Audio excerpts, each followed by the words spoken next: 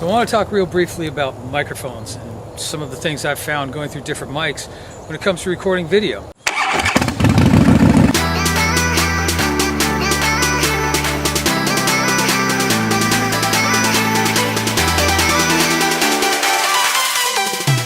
This is the microphone on the Canon 77D, and as you can hear, it's not that bad.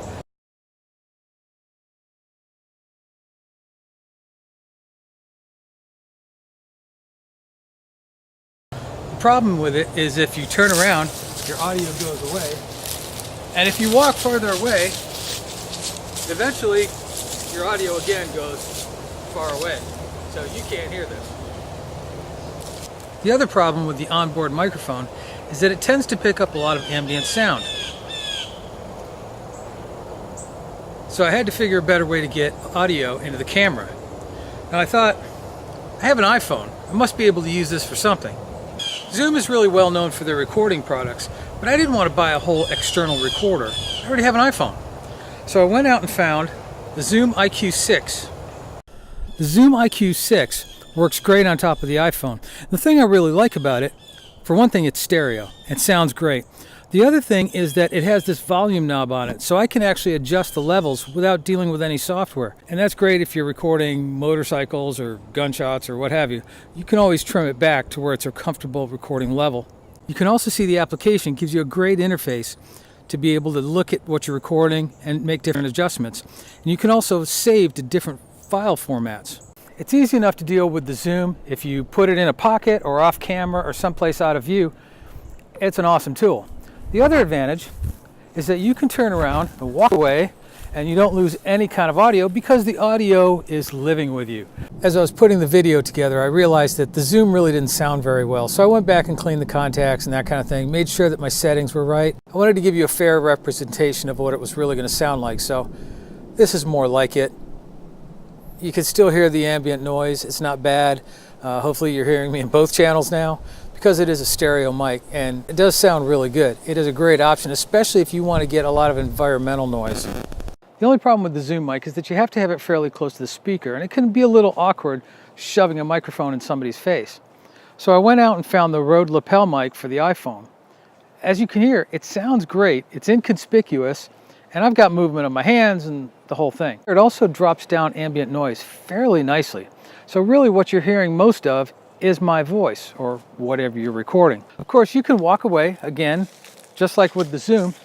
You can have your distance from the camera and still hear just fine. It's funny, I still have the tendency to yell because the camera is so far away, but I know the audio is right here with me.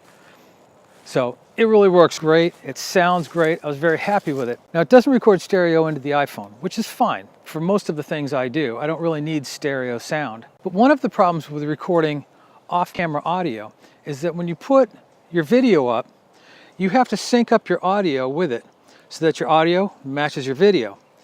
Now it's not really hard to do, but it's a little tedious if you have to edit long video or if you chop it, because every time you chop it, you have to chop the audio track in the same place. And most of the time you have to line them back up so that they're aligned correctly.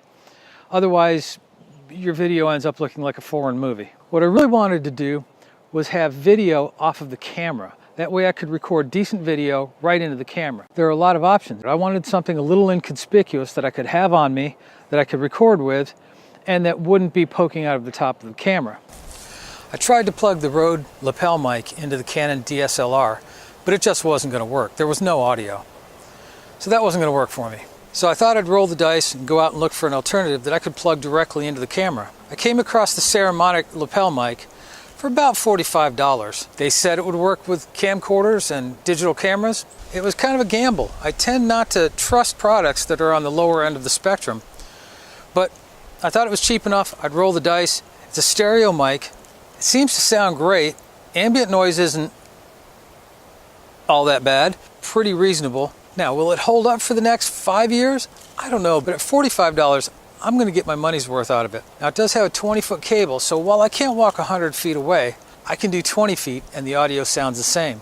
The big advantage is that when I'm editing video, I don't have to splice in this extra track of audio. So I don't have to worry about extra edits, extra cuts. It's all right there. I live about a mile from a major highway, so there's always a little bit of car noise in the distance. but it's not a problem for either of these lapel mics. But the beauty part about this mic is that it's going to make editing digital video a lot simpler because I don't have to worry about a video track and an audio track. It's all right in camera, so that's awesome, and that's going to save me a lot of work. So hopefully you can hear the difference between these mics. Maybe you're interested in one of them. I'll put links below where you can actually see them on Amazon. If you want to click through those links, I get a small percentage. If you have any questions, feel free to ask me in the comments. I'll do my best to answer them. If this was helpful, please give me a thumbs up. And by all means, please subscribe to the channel. Love subscribers. That's a good thing. And that said, I will see you next time. Thank you.